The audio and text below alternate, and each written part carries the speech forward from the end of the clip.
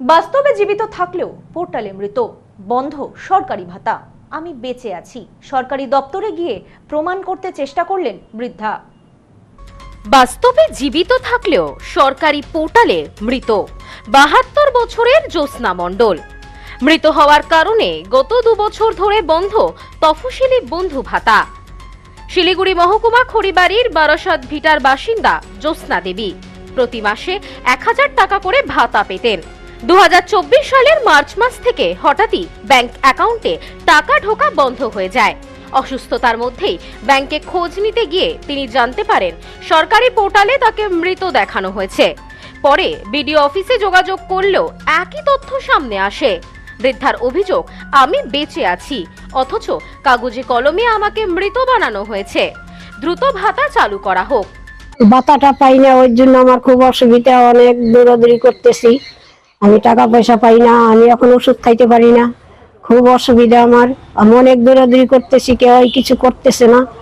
আরো বলে যে আমি মৃত্যু, এটা কেন বলে আমি জীবিত থাকতে। কতদিন ভাতা? ৩ বছরের মতো পাইছি, এখন ২ বছর থেকে ভাতাটা পাইতেছি না। কি ভাতা এটা? বৃদ্ধ ভাতা পাচ্ছেন না? না, ২ বছর থেকে আমি পাইতেছি না। আমার এখন ভাতাটা না হইলে খুব অসুবিধা, আমি ১২ মাস ওষুধের উপরে বাইসে আছি। ছেলে গোবিন্দ মণ্ডলের দাবি, পঞ্চায়েত থেকে বিডিও অফিস সব জায়গায় বহুবার আবেদন করা হয়েছে, তবুও সমস্যার সমাধান হয়নি। আমার মা হচ্ছে জ্যোৎস্না মণ্ডল, তো বিগত অনেক দিন থেকে ভাতা পাচ্ছিল। তো একবার ২২-এর দিকে মার একটু অসুস্থ হয়। অসুস্থ হওয়ার পরে আমরা ব্যাংকে যাই। ব্যাংকে যাওয়ার জন্য যে ব্যাংকে থেকে যে মার ভাতার টাকাটা ঢোকে সেই টাকাটা আমরা উঠাবো। উঠানোর পরে সেই টাকা দিয়ে চিকিৎসা করব। কিন্তু ব্যাংকে গিয়ে দেখি যে মার ভাতা বন্ধ হয়ে গেছে। তো এরপরে আমরা খড়িবাড়ি যাই। খড়িবাড়ি অনেক কয়দিন ৮-১০ দিন ঘোরাঘুরি করার পরে সেখান থেকে কোনো সুরাহা হয় না। পরে আমরা বিডিও ম্যাডামের কাছে যাই। বিডিও ম্যাডামের কাছে যাওয়ার পরে বিডিও ম্যাডাম একজনকে ডেকে বলে যে কি ব্যাপার, এর ভাতাটা বলে বন্ধ হয়ে গেছে, তোমরা একটু দেখে দাও। তো উনিও দেখাশোনা করার পরে তারপরে আমাদের জানানো হলো যে মা নাকি জন্ম মৃত্যু পোর্টাল থেকে মাকে মৃত বলে ঘোষণা, মানে ওখানে দেখানো হচ্ছে মৃত। তো তারপর থেকে আর ভাতা পাচ্ছে না।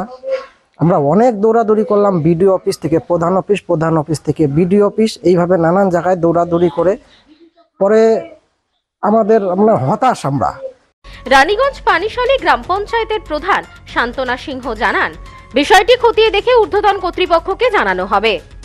এটা বিষয়টি তো জানা ছিল না, আপনাদের মাধ্যমে জানতে পারলাম।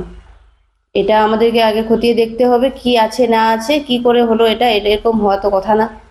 এটা আমরা ঊর্ধ্বতন কর্তৃপক্ষকে জানাবো এবং যে সরকারি সুযোগ সুবিধা রয়েছে এই জ্যোৎস্না মণ্ডলের যেন অতি দ্রুত যেন এনার সরকারি সুযোগ সুবিধা থেকে যেন বঞ্চিত না থাকে, তাড়াতাড়ি যেন চালু করা হয়, সেটা আমরা জানাবো ঊর্ধ্বতন কর্তৃপক্ষকে।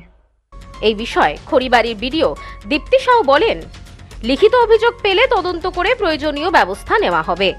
এই অভিযোগটা জানিয়েছেন, তো যেটা আমরা খোঁজ নিয়ে দেখলাম, ওনাকে বললাম যে একটা চিঠি করতে, অ্যাপ্লিকেশন করতে, তারপর আমরা যে ব্যবস্থা নেওয়ার নেব। সমস্যাটা তো আমাকে দেখতে হবে কোথায় হয়েছে। উনি এখন চিঠি দিক, আমরা তো জানতে পেরেছি, কিন্তু তারপরেও আমরা ইনকোয়ারি করছি কোথায় সমস্যা হয়েছে। চিঠি দিলে আমরা ওটা ঠিক করে দেব। প্রশাসনের পক্ষ থেকে আশ্বাস পেলেও মন গলছে না জ্যোৎস্না দেবীর। তার দাবি আশ্বাস নয়, দ্রুত চালু হোক সরকারি ভাতা। Bureau report, news no man's land, Siliguri.